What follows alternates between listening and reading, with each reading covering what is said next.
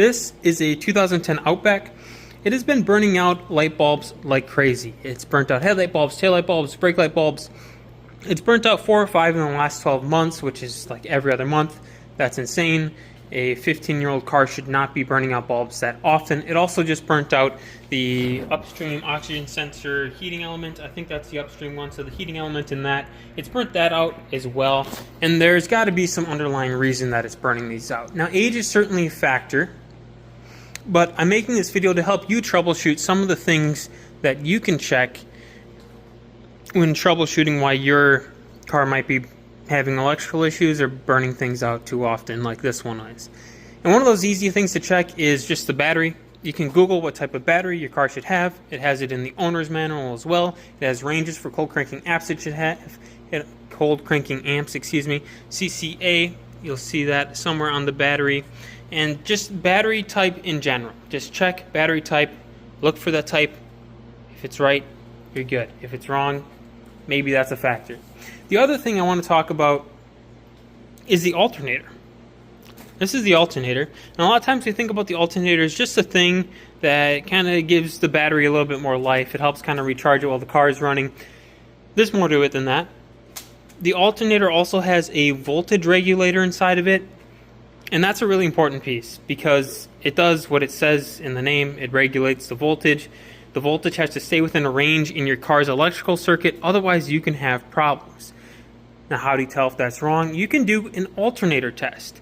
Some battery testers have this feature, and I do have one that has it, so I'm going to just show you what that looks like.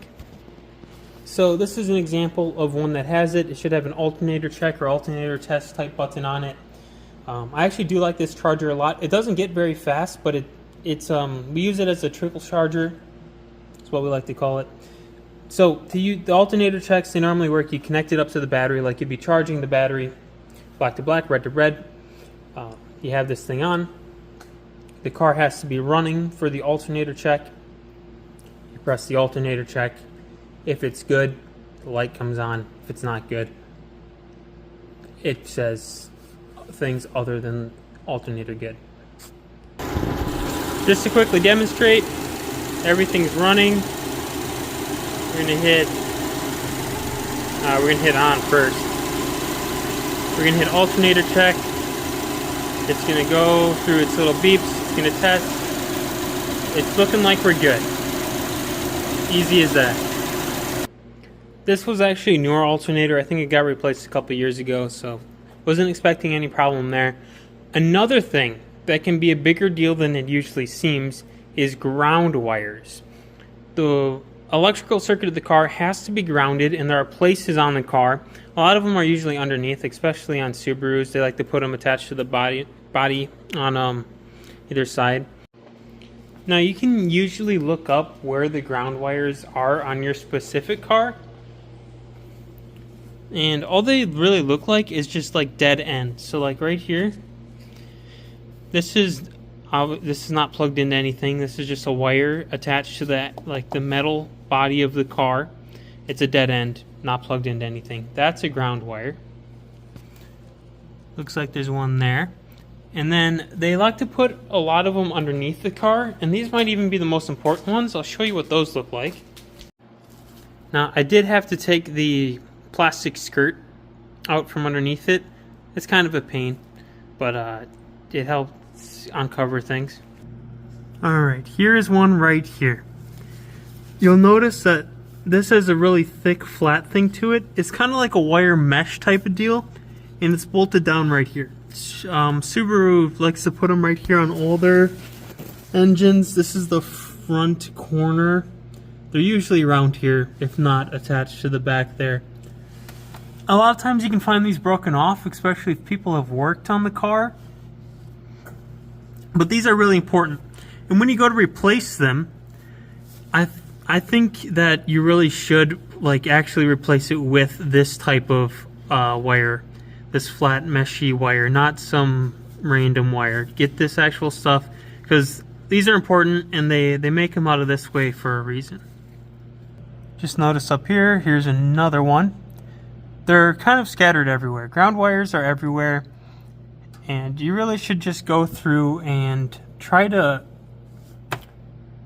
try to find them all, and if you catch any of them that are broken off, fix them and see if that changes anything.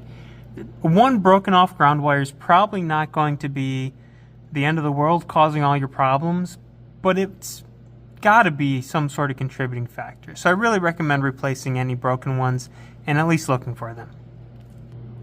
Okay, I think I'm getting it to focus. This is a terrible angle. I'm like crushed under here, but you see this?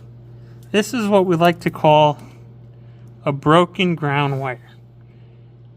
This is a little dangle that's no longer attached to anything. So you saw the good one on the other side. This one's broken. This might be adding, it's not focusing, to our electrical issues. And then just to wrap things up, that kind of covers the main things I would look for first. So your right battery, alternator check, ground wires are a bigger deal than you probably think. Other than that, if it's light bulbs that are burning out, it can be the quality of the light bulb. A lot of times we buy the cheaper light bulbs or something in the middle. They do kind of tend to burn out faster. The way you install them matters. If you touch them with your bare fingers and get oils on them, it creates hot spots. They can burn out faster, so you gotta touch them with cloth before you put them in. If there's corrosion in the actual bulb socket, it can help them burn out faster. If moisture gets in underneath where the bulbs are, that moisture can cause them to burn out quicker as well. So there's a host of other factors that you can try to address as well, but if you find something glaring, that's probably the main contributor. For in this case, maybe that ground wire, and I think I saw another one too, I didn't show you guys, might be driving some of it. So we'll get that fixed and just see where it goes from there.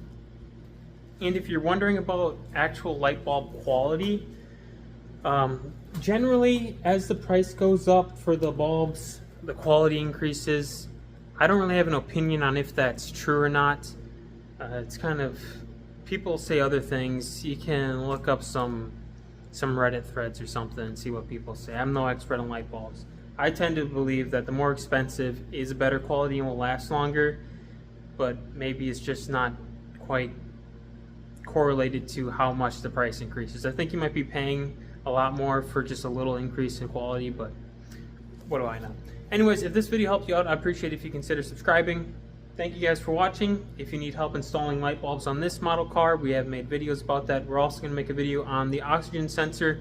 So if your oxygen sensor is going out, the heating element in it, I have a video on how to replace that as well coming soon. Thank you all. See ya.